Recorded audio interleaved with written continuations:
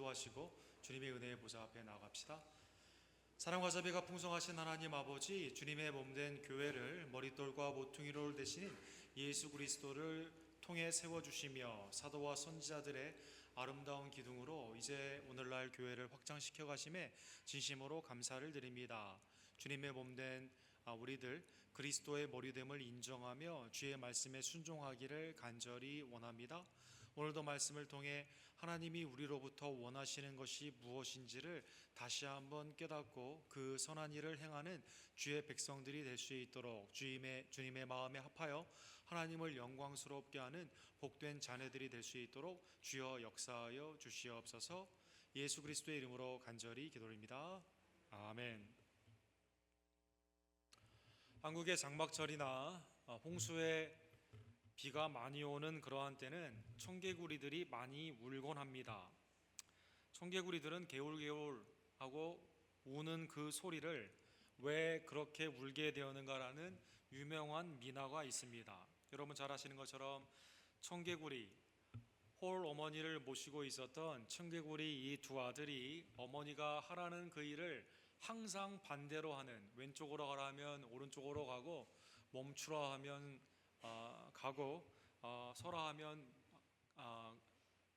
멈추게 하는 반대의 일만 계속하는 그 청개구리 이야기입니다. 어머니가 이제 돌아가시게 되었을 때 자식들이 하도 반대로만 하게 되니까 그러면 나의 유언도 반대로 하리라라는 생각을 가지고 어머니가 이렇게 유언을 합니다. 나를 산에다 묻지 말고 시냇가에다 묻어라라는 것입니다. 어머니의 생각은 무엇이었을까요? 시냇가에 묻으라고 하면 반대로 산에다 묻을 거라는 생각을 가지고 어머니가 그렇게 한 것이죠. 어머니는 돌아가셨습니다. 그런데 이 아들들은 마지막 어머니의 유언을 생각하며 이번이라도 어머니의 뜻을 따르자라고 하면서 어머니를 그대로 시냇가에 묻게 된 것입니다. 비가 오고 홍수가 나며 그 어머니의 묘지는 흘려나가게 됩니다. 그때부터 개울개울 하면서 청개구리들이 울게 되었다는 것입니다. 비가 오는 날이면 어머니의 반대로 행했던 자기의 삶을 뉘우치며 그렇게 울게 된 것입니다. 어머니의 마음을 몰랐던 청개구리들, 아마 부모님들은 자녀를 보면서 이 어머니의 마음을 아마 잘 알 것입니다. 자녀들이 어머니의 선한 뜻대로 살지 못하고 반대로 행하게 되었을 때는 부모님의 마음이 얼마나 아프시겠습니까?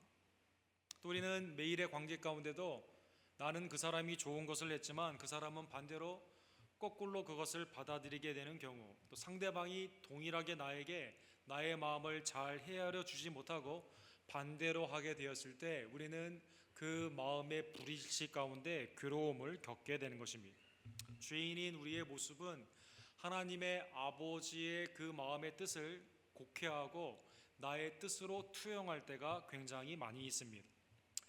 저희 어렸을 때 제가 또 기억이 나는 것이 송아지를 외양간으로 넣게 되게 되었을 때 송아지가 고집이 굉장히 세어서 아무리 뒤에서 밀어도 들어가지 않았습니다. 그런데 송아지를 소를 오래 키우신 분이 와서 어떻게 해서 들어가게 됐냐면 꼬리를 잡아당기게 되니까 앞으로 나가면서 외양간으로 들어가게 되는 것을 보았습니다. 반대로 행하는 것이 우리의 청개구리와 같은 송아지와 같은 우리의 모습이다라는 것입니다. 오늘 본문에 보면 하나님의 마음을 전혀 헤아리지 못했던 하나님이 이스라엘에게, 오늘날 성도에게 원하는 것을 잘못 이해하였던 이스라엘에게 하나님이 나타나셔서 법정 가운데 변론을 하시는 모습이 오늘 본문의 주제가 됩니다. 1절과 2절에 보면 하나님이 이스라엘을 고발하고 있습니다. 피고는 이스라엘이며 증인, 그러면 이것을 양쪽을 다 아는 증인은 산과 땅으로 이렇게 되어 있는 것입니다. 너희 산들과 땅의 견고한 지대들아, 너희는 여호와의 변론을 들으라. 여호와께서 자기 백성과 변론하시며 이스라엘과 변론하실 것이니라. 하나님이 자기 백성과 지금 그럴 위치가 아님에도 불구하고 법정 가운데 서셔서 이스라엘의 옳고 그름을 산과 들에게 변론하고 있는 것입니다. 사실 하나님께서 이스라엘에게 법정에 서신 것은 이번이 처음이 아닙니다. 이스라엘은 끊임없이 하나님의 선하심을 악으로 이해를 하고 하나님의 축복하심을 저주로 받아들이게 되면서 끊임없이 하나님을 의심하며 하나님을 법정 가운데 세웠던 것입니다. 대표적인 예가 마사와 무리바에서 있었던 사건입니다. 이스라엘이 출애굽을 한 후 광야를 지나가게 될 때 물이 없었습니다. 물이 없는 것 가운데 모세를 불평하게 되죠. 왜 우리를 출애굽을 시켜 여기에서 죽게 하였느냐라는 것입니다. 하나님이 우리 가운데 계시다면 당연히 물을 주셔야 된다는 것입니다. 이때 하나님은 법정 가운데 서시며 모세에게 반석을 치게 되면, 한 번 치게 되면 거기에서 물이 나올 거라고 말씀하여 주시죠. 거기에서 하나님은 증인으로 쓰셔서 그들과 함께 계심을 그 물 가운데 나타나 주신 것입니다. 이 사건이 있은 후에 이스라엘은 자기들도 물을 많이 마시고 가축들이 물을 많이 마시며 하나님이 자기들과 함께 있는 그 임재를 깨닫게 된 것입니다. 이 사건의 후렴구인 7절에 이렇게 나와 있습니다. 그가 그곳 이름을 마사 또는 무리바로 불렀으니 이는 이스라엘 자손이 다투었음이요. 누구와 다투었습니까? 하나님과 다투은 것입니다. 또 그들이 여호와를 시험하여 이르기를 여호와께서 우리 중에 계신가 안 계신가 하였음이라. 하나님을 의심하며 시험하고 하나님이 과연 살아계신가, 살아계신 그 하나님은 능력이 있으신가, 그리고 우리 가운데 계신가를 시험했다는 것입니다. 끊임없는 이스라엘은 풍성한 은혜를 받았지만 그 하나님을 의심하며 계속 시험하고 그 가운데 법정에 세웠다는 것입니다. 자, 이제 하나님은 산과 들, 판결석에 있는 산과 들에게 피고인 이스라엘을 향해 자기의 무고를 주장하십니다. 내게 과연 무슨 잘못이 있냐라는 것입니다. 이르기를 내 백성아, 내가 무엇을 너희에게 행하였으므로 무슨 일로 너를 괴롭게 하였느냐, 너는 내게 증언하라. 내가 과연 너희들에게 안 좋게 한 일이 있었느냐라는 것입니다. 본문에 괴롭게 하였다, 피해를 입힌 일이 있었냐라는 것입니다. 많은 것을 요구하여 너희가 더 무겁게 되고 구원을 받은 하나님의 백성의 삶이 더 힘들고 어렵게 되었느라고 되묻고 있는 것입니다. 신앙생활을 하는 신약의 백성들에게도 이 질문을 하나님이 우리에게 해주실 때가 있습니다. 과연 내가 너희에게 한 번이라도 안 좋은 일을 행했는가? 신앙생활하는 것, 그것을 너희에게 멍해를 주듯이 내가 큰 피해를 너희에게 입혔는가? 하나님이 우리에게 묻고 계시다라는 것입니다. 하나님은 이스라엘 백성들에게, 그리고 여러분과 저에게 한 번도 악한 일을 행하신 적이 없습니다. 하나님은 이스라엘 백성들에게 속량의 구원의 은총으로 말미암아 오히려 무겁고 괴로웠던 애굽의 압제에서 그들을 해방시켜 주셨기 때문인 것입니다. 내가 너를 애굽 땅에서 인도하여 내어 종노릇 하는 집에서 속량하였고 모세와 아론과 미리암을 내 앞에 보냈느니라. 하나님이 하신 거라곤 속량의 은총, 누군가 대신하여 죄를 사함을 받게 되는 유월절 어린 양의 피를 주셔서 출애굽을 하는 놀라운 은총의 유월절을 허락하여 주시고, 그리고 모세를 통해 광야의 길 가운데 중보자를 세워주셔서 은혜를 베풀어 주셨으며, 이스라엘이 이제는 노역 가운데 있는 어려운 삶이 아닌 구원받은 백성으로 하나님의 은혜를 찬양하는 찬양의 예배자로 아론과 미리암을 통해 그 예배의 은총, 그리고 제사의 은총을 허락하여 주셨다는 것입니다. 괴롭게 한 적이 없습니다. 그들을 저주한 적이 없습니다. 그들에게 하나님의 뜻 가운데 구원의 은총 가운데 인도해 주신 것이 다다라는 것입니다. 오늘 본문에 보면 조금 이해하기 어려운 속량이라는 단어가 나와 있습니다. 리뎀션이라는 단어가 되죠. 속량이라는 뜻은 누군가 내가 치루어야 되는 그 죄값을 치루어 주었다는 것입니다. 내일은 1945년 8월 15일이 우리 대한민국이 일제로부터 해방이 된 광복절입니다. 광복의 그 은혜를, 광복의 그 기쁨을 주신 하나님 앞에, 그러나 이 광복을 위해서 수많은 사람들이 희생이 된 그 희생자들이 있다라는 것입니다. 왼쪽에 역사적인 사진에 마포 형무소에서 독립투사들이 나와 그 다음날 8월 16일 날 풀려나며 대한독립 만세를 부르는 사진이 있습니다. 또 오른쪽은 가장 독립투사들이 많이 죽었던 서대문 그 형무소에서 해마다 8월 15일에 독립 축제를 하는 모습이 이렇게 나와 있습니다. 36년 동안의 일제 압제 동안에 300만 명이나 해당하는 많은 사람들이 피를 흘린 것입니다. 순국자만 15만 명이고 지금도 그 중에 13,044명이 국가 보훈처에서 인정을 하는 독립 유공자로 지금도 살아 계신다는 것입니다. 광복이 그냥 저절로 된 것이 아닌 누군가의 희생 가운데 항일의 그러한 투쟁으로 희생이 되게 된 것처럼 이스라엘이 출애굽을 한 그 은혜는 하나님이 속량의 은총을 주셨기 때문에 오늘날 여러분과 저도 구원받은 이 은혜가 예수 그리스도께서 우리의 죄값을 십자가에서 죽음으로 치루어 주셨기 때문에 우리가 구원받은 것이다라는 것입니다. 하나님은 택한 백성들에게, 신약의 백성들에게 해가 되는 일을 하신 적이 없습니다. 괴로움을 주신 적이 없다는 것입니다. 또한 하나님은 사탄마귀 원수가 하나님의 백성들을 괴롭히게 하고 저주를 하는 그때 오히려 그 저주와 핍박을 축복으로 바꾸어 주셨습니다. 5절에 보면 하나님은 발람과 바락의 그 꾀임 가운데 이스라엘을 저주하려고 했을 때 그것을 막았던 그 사건을 오늘 이해로 들어주십니다. 내 백성아, 너는 모압 왕 바락이 꾀한 것과 부올의 아들 발람이 그에게 대답한 것을 기억하며 시댐에서부터 길갈까지의 일을 기억하라. 그리하면 나 여호와가 공의롭게 행한 일을 알리라 하실 것이니라. 바락의 돈을 받고 발람 거짓 선지자가 이스라엘을 저주하기 위해 나아가게 되죠. 하나님은 이 일을 어떻게 막으십니까? 인간도 아닌 나귀를 통해서 여호와의 사자가 그 앞에 선 것을 보며 3번이나 그 길을 가지 못하게 합니다. 그가 저주를 하려고 하는 그 마음 가운데 그 입술이 오히려 축복을 하게 하였다라는 것입니다. 수많은 이스라엘의 대적 사탄마귀 원수 가운데 있었을 때 하나님은 그때마다 하나님의 놀라운 섭리 가운데 이스라엘을 막아주시고 새 갈 길을 열어주시며 은혜 가운데 그들에게 풍성한 승리의 경험을 하여 주셨다는 것입니다. 그런데 이제 와서 이스라엘은 어떻게 합니까? 하나님을 섬기지 않습니다. 하나님이 아닌 우상을 섬기며 하나님이 과연 우리 가운데 계신가 지금 의심하고 있다는 것입니다. 자, 이제 하나님의 1차 변론이 끝났습니다.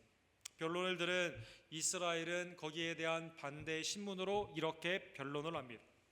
오늘 본문 6절과 7절에 보면 히브리 원문에는 의문문, 근데 의문문이 부정적인 답을 원하는 마치 비아냥거리는 그 질문으로 내용이 되어 있습니다. 문법 기호가 빠져 있는 한글에는 마치 믿음 가운데 고백하는 내용처럼 보이지만 실제 내용은 비아냥거리는 비꼬임이다라는 것입니다.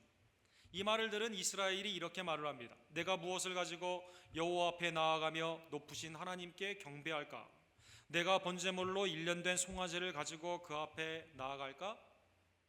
이 말은 내가 그렇게 하겠다는 뜻이 아닙니다. 마치 부모님이 자녀에게 너희를 위해 내가 얼마나 많은 희생을 했는지 아느냐라고 했었을 때 자녀가 그 마음을 기쁨으로 감사로 받아들여 효를 행하는 것이 아닌 비아냥 가운데 어머님 참 많이 수고하셨네요. 아버님 그렇게 수고하셨구만요. 여기 용돈 좀 있습니다. 라고 그냥 겉으로 표하는 것과 비슷한 모습이다라는 것입니다. 진정성이 없다라는 것입니다. 어떻게 하나님을 경배할까? 하나님 1년 된 송아지면 좀 괜찮겠습니까? 라고 지금 질문하는 것입니다. 속량해 주셨군요. 지금까지 인도해 주셨군요. 라고 말을 하면서 마음 가운데 감사가 없이 그냥 그렇게 말하고 있는 것입니다.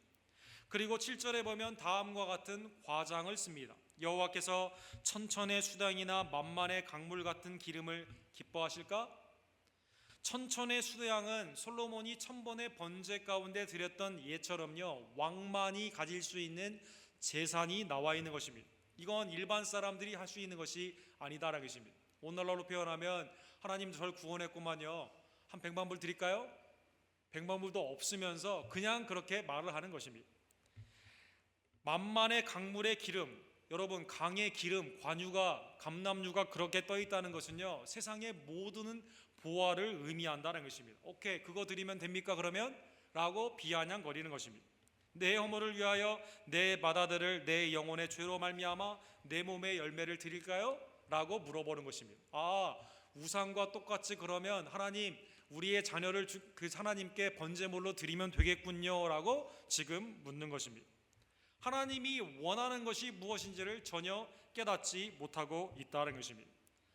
하나님이 마음이 빠져버린 천천의 순양, 만만의 강물 같은 관유 마다들을 하나님이 드리라고 명령하신 적이 없다는 것입니다. 하나님이 원하시는 것을 몰랐던 이스라엘은 예배가 왜곡이 되게 되는데, 심지어 우상이 그대로 원했던 자기의 아이를 번제물로 드리는 것 같은 최악의 죄를 저지르곤 했던 것입니다. 대표적인 예가 므낫세 왕을 들 수가 있죠. 제물을 받되 태어난 갓 그 아기만을 받았던 이 악한 우상 몰렉을 본받아 하나님 앞에 드리는 것이 아닌, 하나님께 자기의 마음 순종으로 드리는 것이 아니라 자기의 자녀를 불 사이로 지나게 한 것입니다. 레위기 7장 31절에 한탄하시는 하나님의 마음이 이렇게 나와 있습니다. 흰놈의 아들 골짜기에 도벳 사당을 건축하고 우상의 성전을 건축하게 된 것이죠. 그들의 자녀들을 불에 살랐으니 자녀를 번제물로 그 가운데 드렸던 것입니다. 내가 명령하지 아니하였고 내 마음에 생각하지도 아니한 일이니라. 하나님은 그걸 명령한 적이 없습니다. 하나님은 그것을 생각하지도 않으셨다는 것입니다. 하나님이 원하시는 것을 도무지 그들은 몰랐다는 것입니다. 하나님을 기쁘시게 하는 것이 가상에 자기가 지금 드리는 것도 아니에요. 왕처럼 그러면 많은 걸 가진 사람만 드려야만 기뻐하시는군요. 내 아기를 가져가셔야만 되겠습니까? 라는 생각으로 비아냥거리는 그 가운데 하나님은 내가 원하는 것이 그것이 아니다라는 것입니다. 자, 이제 산과들이 판결을 합니다. 8절에 보면 앞에 서두가 이렇게 되어 있습니다. 내 백성 이스라엘 유다 백성이라고 하지 않고요, 그냥 사람아라고 나와 있습니다. 사람아. 이건 무슨 말입니까? 우리 표현에서 야 인간아라고 말을 하게 된 것처럼, 참 이거 기본적으로 이거는 좀 알아라라고 하나님이 말씀하여 주시죠. 주께서 선한 것이 무엇임을 내게 보이셨나니 여호와께서 내게 구하시는 것은 오직 정의를 행하며 인자를 사랑하며 겸손하게 내 하나님께 함께 행하는 것이 아니냐. 구원의 유월절 어린 양의 피로 속량의 은총을 베푸신 그 하나님, 선한 것들을 이미 보여주시고 죄를 회개하며 주님 앞에 나와 제사를 드리는 자에게 죄의 용서함의 은혜를 주시며 낮에는 불기둥과 구름 기둥으로, 그리고 구약의 당시에는 하나님의 선지자의 말씀과 같은 말씀으로 인도해 주신 그 하나님이 선한 것을 다 이미 알려주셨다는 것입니다. 우상처럼 말하지 못하는 벙어리 생기가 없이 죽어있는 것이 아닌 살아계신 하나님은 자기의 뜻이 무엇인지를 너희에게 그리고 우리에게 알려주셨다는 것입니다. 하나님은 이스라엘에게, 여러분과 저에게 원하는 것이 무엇일까요? 정의를 행하며 인자를 사랑하며 겸손함으로 하나님과 동행하는 것이다라는 것입니다. 첫 번째로 하나님은 여러분과 저에게 원하시는 것은 정의를 행하는 삶이다라는 것입니다. 오늘 본문 6장 10절과 11절에 보면 이스라엘이 하나님 앞에 풍성히 드리는 삶을 살았을까요? 그렇지 않습니다. 그들은 10절에 나와 있는 것처럼 악인의 집에 아직도 불의한 재물이 있으며 축소시킨 가증한 예배와 부정한 저울이 거짓으로 그들은 나아갔다라고 말하고 있는 것입니다.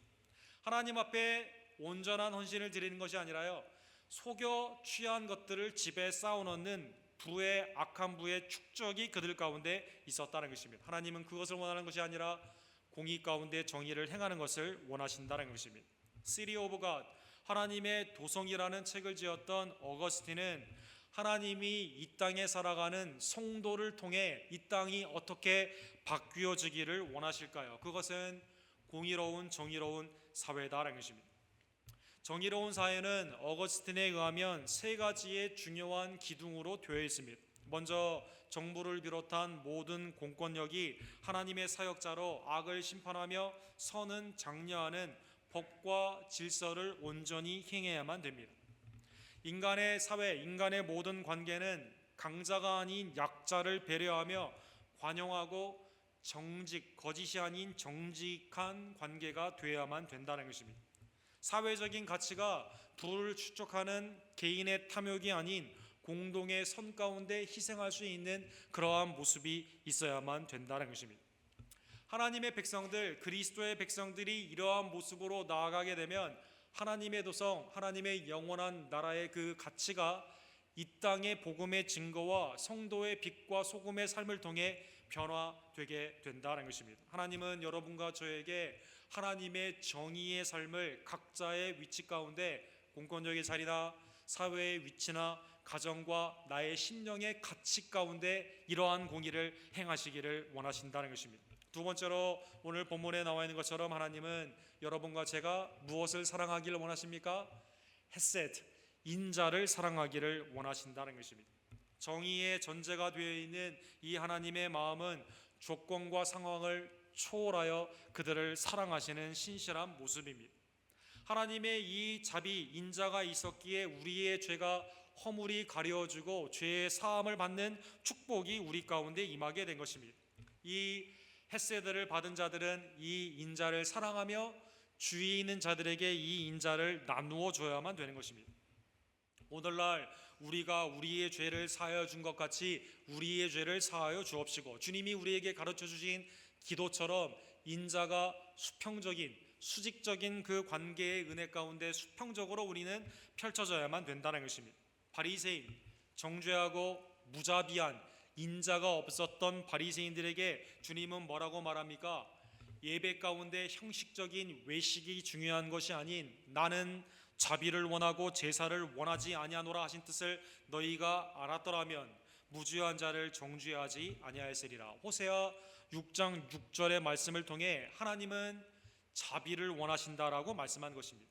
아니, 제사를 명하신 하나님이 제사를 원치 않는다는 것이 어불성설 아닙니까? 모순된 말이 아닙니까? 이 뜻은 제사는 하나님의 그 죄사함의 은혜를 받는 마음으로 겸손히 드리게 되었을 때 다른 사람에게 자비로 나아가야만 된다는 그 뜻이다라는 것입니다.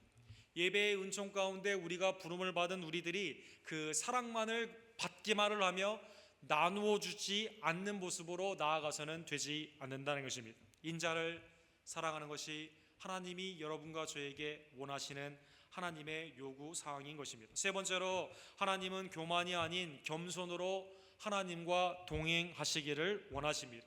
겸손, 하나님의 주권을 인정하며 낮은 마음으로 주님 앞에 모든 것을 맡기는 마음입니다. 그러기에 우리는 종된 겸손의 마음으로 하나님의 말씀에 순종하며 하나님을 언제나 높이게 됩니다. 다른 사람 앞에서 나를 낮춥니다. 다른 사람을 위해 나를 포기할 줄 아는 겸손의 사람이 되는 것입니다. 그러기에 신약 성도들에게도 이 겸손은 오늘날 하나님이 가장 우리에게 주시는 중요한 마음이며 그 가운데 있는 행위임을 알려주고 계십니다. 야고보서 4장 6절 다 같이 읽도록 하겠습니다. 그러나 더욱 큰 은혜를 주시나니 그러므로 일렀으되 하나님이 교만한 자를 물리치시고 겸손한 자에게 은혜를 주신다 하였느니라. 여러분, 우리는 하나님의 큰 은혜, 더욱 큰 은혜를 받고 싶어 하죠. 그거는 누구에게 주십니까? 하나님이 없다 하는 교만한 자, 사람들 앞에서 정죄하며 나를 높이는 그러한 교만한 자에게 주시는 것이 아닌 주님 앞에 낮아지며 주위에 있는 사람들을 나보다 높게 여기는 겸손한 자에게 주신다라는 것입니다. 하나님의 이 공의, 이 인자, 겸손으로 동행하는 삶을 결국 한마디로 말을 하면 뭐라고 표현할 수 있을까요? 네덜란드의 목사이며 신학자이며 총리까지 지낸 정치가였던 아브라함 카이퍼의 말을 빌어 이렇게 한마디로 말을 할 수 있습니다. 삶의 모든 영역에서 예수님이 왕이 되게 하시는 것이다라는 것입니다. 아브라함 카이퍼는 오늘날 크리스찬 디모크라시, 크리스찬 민주주의의 길에 기초를 놓았던 대표적인 목사이며 정치가입니다. 오늘날 미국 대선 가운데 문제가 어디에 있습니까? 그들의 말을 도대체 믿지 못하는 정직이 아닌 부정직이 정치판을 얼마나 크게 뒤흔들고 있습니까? 아브라함 카이퍼는 이렇게 말을 했습니다. Honesty is the best policy. For Christian, honesty is the only policy. honest는 정직은 가장 중요한 가장 최고의 정책이다. 그런데 크리스천에게는 정직만이 유일한 정책이다라는 것입니다. 그는 거짓이 아닌 언제나 그 진실 가운데 정치를 하였습니다. 그로 말미암아 화란의 변화가 일어나게 되고 가장 융성한 하나님의 그 풍성한 역사가 그의 시대의 총리의 시대에 나타나게 된 것입니다. 삶의 모든 영역에서, 국가의 직무뿐만 아니라 삶의 모든 영역에서 그리스도인들은 예수 그리스도의 군사로서 믿음의 싸움을 위해 부름을 받은, 주님의 말씀에 순종하며 왕 대신 예수 그리스도를 높이는 영광의 삶으로 부름을 받고 있다는 것입니다. 오늘날 여러분과 저는 공동체의 이 건물 안에서 함께 오늘 주일날 예배를 드리고 있습니다. 이 공동체의 예배는 세상 가운데 죄 가운데 있었던 우리의 삶에서 그냥 이 시간에 와서 죄 사함을 받는 그러한 시간이 아닌, 삶의 예배 가운데 하나님께 영광을 돌리다가 공동체로 함께 나와 주님 앞에 그 승리를 구하는 믿음 가운데 드리는 예배가 되어야만 된다는 것입니다. 이러한 연속성이 없게 되면 미가에 있었던 당시의 신앙처럼 하나님께 마치 큰 거를 하나 드리는 것이 좋은 신앙이고, 내 매일의 삶 가운데는 하나님의 그 은혜와는 관계없이 공의가 아닌 불의, 인자가 아닌 무자비, 그리고 겸손이 아닌 교만의 삶으로 우리는 나아가게 된다는 것입니다. 사랑하는 성도 여러분, 오늘 본문을 통해 우리는 하나의 메아리를 듣게 됩니다. 그것은 하나님이 우리에게는 아들을 바치라 하지 않으셨지만 하나님은 놀랍게도 그의 아들 독생자를 우리에게 속량의 은혜를 주시기 위해 주셨다라는 것입니다. 정의와 인자와 겸손의 그 왕 예수 그리스도는 빌립보서 2장에 보면 근본 하나님과 본체가 같으시지만 하나님과 동등할 것을 취하지 아니하시고 여러분과 저를 위해 이 땅에 강림하신 것입니다. 오히려 자기를 비워 종의 행차를 가지사 사람들과 같이 되셨고 사람의 모양으로 나타나사 자기를 낮추시고 죽기까지 복종하셨으니 곧 십자가에 죽으심이라. 주님은 하나님의 죄를 심판하시며 그러나 택한 죄인들을 구원하시는 그 정의를 십자가에서 실현하여 주셨습니다. 죄 가운데 있는 여러분과 저를 그 위로 여겨주시고 우리를 구원하기 위해 십자가의 가장 낮은 겸손의 자리까지 순종하며 우리를 위해 죽으셨다는 것입니다. 예수님은 마태복음 11장 29절과 30절에 보면 수고하고 무거운 짐진 자들아 다 내게로 오라, 내가 너희를 쉬게 하리라. 나는 마음이 온유하고 겸손하니 나의 멍에를 메고 내게 배우라. 그리하면 너희 마음이 쉼을 얻으리니 이는 내 멍에 쉽고 내 짐은 가벼움이라 하시니라. 우리를 위해 속량하신 예수 그리스도는 여러분과 저의 짐을 지어주신 분이지 더 무거운 짐을 지어주신 분이 아니다라는 것입니다. 외식의 분리의 신앙 가운데는 하나님 왜 이렇게 신앙생활이 괴롭습니까? 나를 괴롭게 하십니다라고 말을 하지만, 그러나 속량의 은혜를 깨달은, 하나님의 정의와 인자와 겸손의 은혜를 깨달은 자에게는 주님이 나의 모든 짐, 죄와 사망의 짐을 지시고 겸손과 온유 가운데 동행하시며 이제는 쉽고 가벼운 세상이 알지 못하는 평강의 그 길로 인도해 주심을 깨닫게 된다는 것입니다. 사랑하는 성도 여러분, 이 아침에 우리의 심령을 다시 한번 뒤돌아보기를 간절히 원합니다. 우리는 하나님의 마음을, 아버지의 마음을 잘 알고 있을까요? 청개구리처럼, 못된 송아지처럼 하나님이 원하는 그 뜻을 알면서도 반대로 행하고 있지는 않을까요? 하나님이 원하시는 것이 마치 우상이 원하는 것처럼 나의 공로, 나의 큰 무엇인가를 통해 영광 돌리는 것이라고 생각하고 매일의 나의 삶에는 불의와 무자비와 교만의 삶으로 분리된 외식의 삶을 살고 있지는 않은지요. 사랑하는 성도 여러분, 이러한 구습의 우상에서 새 아름다운 하나님의 자녀로 삼아주시며 이제 하나님이 원하시는 것이 무엇인지를 말씀 앞에 온전히 깨닫고 그 가운데 정의와 인자와 겸손을 행하는 하나님의 백성들 되기를 주님의 이름으로 간절히 축원합니다. 지난주에 피지라는 한 90만 명밖에 되지 않는 태평양에 있는 작은 섬의 나라가 럭비에서 올림픽 최초의 메달, 그것도 금메달을 땄다고 합니다. 얼마나 메달을 딴 게 기뻤으면 그 나라에서는 그래서 그날을 국경일로 정했다고 합니다. 그래서 해마다 메달을 딴 그날은 국경일이 되게 되는 것입니다. 럭비의 원조라고 하는 영국을 이기고 우승했기 때문인 것입니다. 피지는 선교가 가장 어려운 나라 중에 하나였다고 합니다. 1967년도까지 사람을 제물로 바쳤다고 합니다. 상대방 적에 특별히 아이들이나 좀 이국적인 그러한 것들, 사람들을 다 자신들이 섬기는 우상 앞에 그냥 불로 태워서 제물로 드렸던 카니발리즘이 있었던 나라라고 합니다.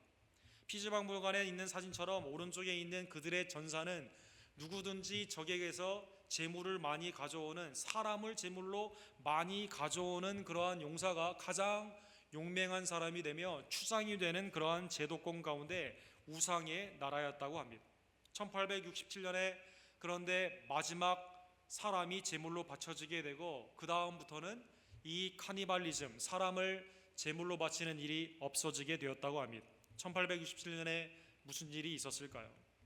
1867년에 바로 영국의 선교사였던 토마스 베이커 목사님이 마지막으로 그들이 드렸던 산 제물이 되었다고 합니다.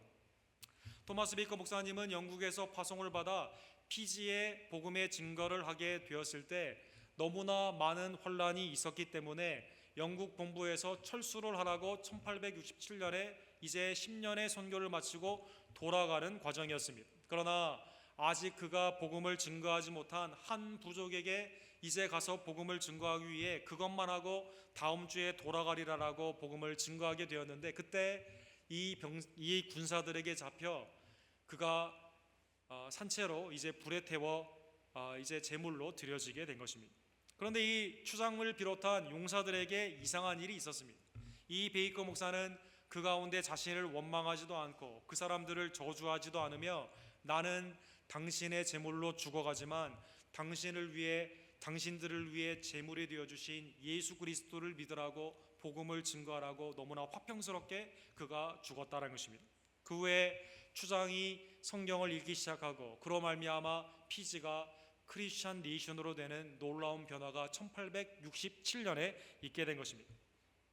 이제 4세대가 지나서 재작년에 그 추장의 4대 손이 토마스 베이커 목사님의 4대 손인 영국 국회의원을 만나러 영국에 갔습니다. 그리고 거기에 이렇게 둘이 만나 사절을 하며 우리가 당신 그 조보에게 잘못을 행했습니다라고 용서를 구하는, 그러나 그 가운데 그리스도의 용서가 일어나게 되고 피지를 통해 오늘날 남태평양에 오히려 선교가 진행이 되는 아름다운 열매가 있게 되었다는 것입니다.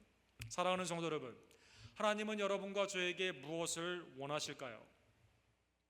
하나님이 여러분과 저에게 원하시는 것은 세상처럼 우리의 공로 크게 무엇을 하는 것이 아니다라는 것입니다.